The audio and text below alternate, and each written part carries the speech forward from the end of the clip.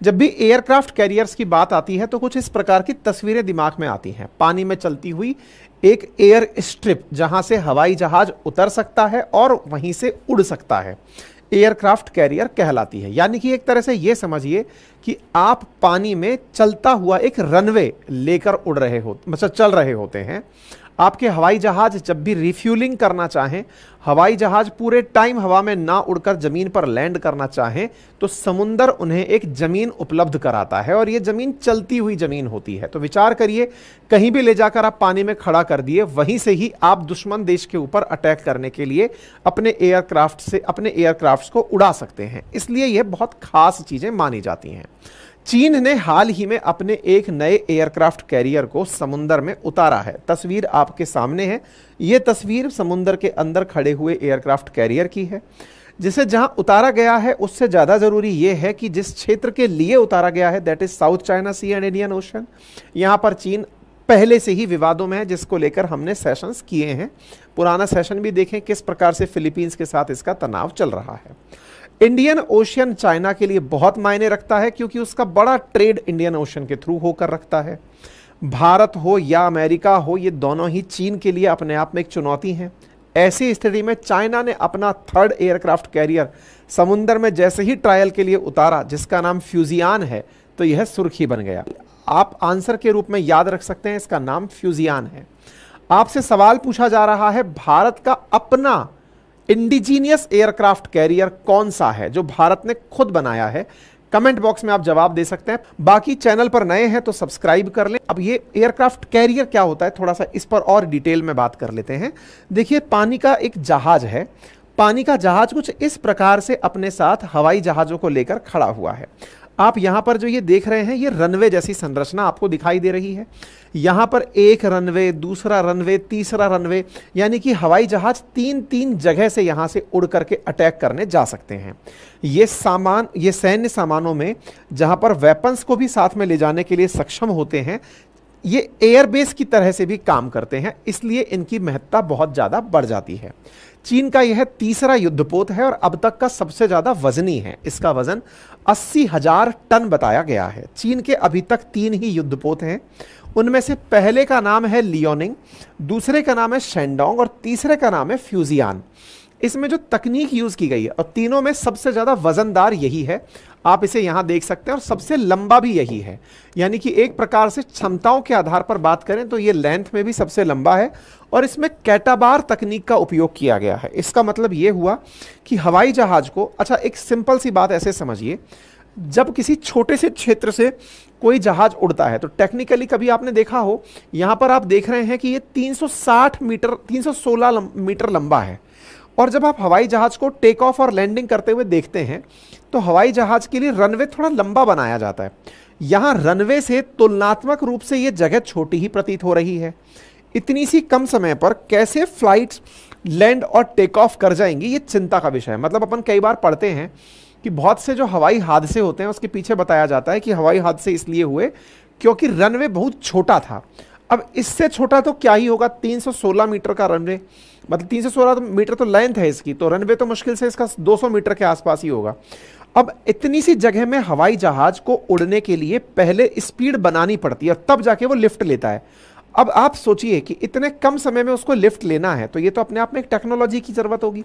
तो इन्होंने एक कैटाबार टेक्नोलॉजी उपयोग में ली है। इसमें क्या होता है, इसमें जो हवाई जहाज की डेक है ना, उसके नीचे न्यूक्लियर पावर्ड एक फेंकने का सिस्टम लगाया जाता है। मतलब यूं समझो, अपन ने बचपन में कागज की हवाई जहाज बना के उड़ाई हो, तो सोचिए कि हवाई जहाज को उड़ाना है, एक तो हवाई जहाज खुद से चल करके अपना वो बनाए, और एक कोई अपनी तरह हाथ से उसे फेंके।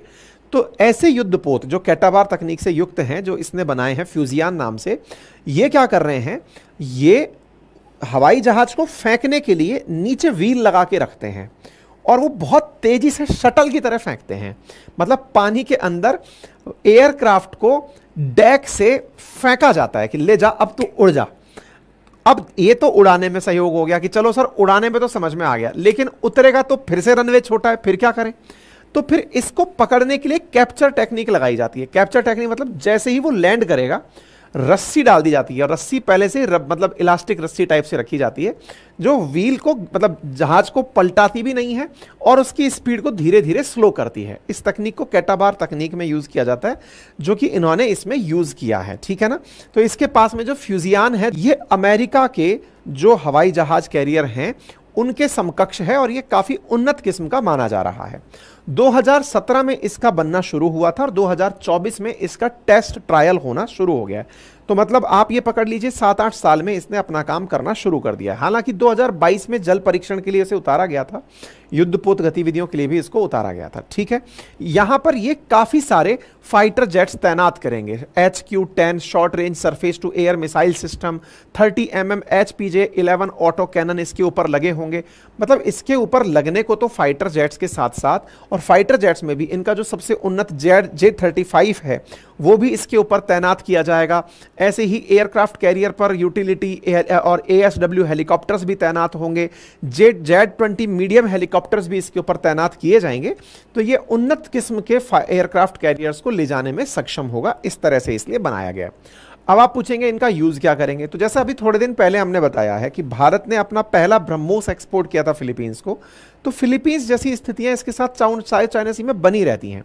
तो ऐसी स्थिति में ये जहां पर भी होगा वहां पर किसी भी जिससे इसे चिंता है उसके ऊपर हवाई जहाज भेज करके, ताइवान से कलेश चल रहा है तो उसके ऊपर एयरक्राफ्ट उड़ा करके धमकाने में काम में लेगा। और जैसा आप सब जानते हैं कि अमेरिका पानी में बहुत पावरफुल है, तो ऐसी स्थिति में ये यहां पर काफी ज्यादा अमेरिका से भी जो थ्रेट खाता है उसको भी चैलेंज करने में काम देगा। अब एक इंटरेस्टिंग बात सुनते हैं। इनके एयरक्राफ्ट कैरियर तो सुन लिए, हमारे पास कितने हैं? इंडिया के पास ऑलरेडी 2 एयरक्राफ्ट कैरियर हैं, एक का नाम विक्रमादित्य है और एक का नाम विक्रांत है। विक्रांत अभी बनकर ही तैयार हुआ है, पहले भी विक्रांत ही हुआ करता था हमारे पास, लेकिन हमने फिर से विक्रांत बना लिया है।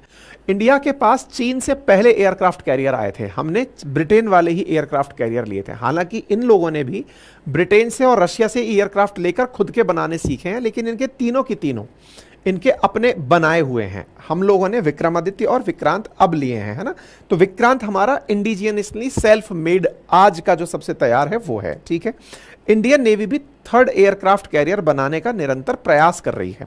तो एक तरह से वाटर पावर के अंदर अगर हम बात करें तो हम लोग मतलब विक्रांत के साथ साथ भविष्य में और भी बेहतर उन्नत किस्म के एयरक्राफ्ट कैरियर बना लेंगे। भारत इनमें से INS विक्रमादित्य जो रूस का है और INS विक्रांत जो हमारा पर्सनल है उनको बनाकर ऑलरेडी मार्केट में आ चुका है। 2024 में पूरी तरह से INS विक्रांत भी ऑपरेशनल हो जाएगा, ठीक है ना। काफी उन्नत किस्म का हम लोगों ने बनाया है और इसकी वजह से हम इंडियन ओशियन को सेफगार्ड कर भी लेंगे।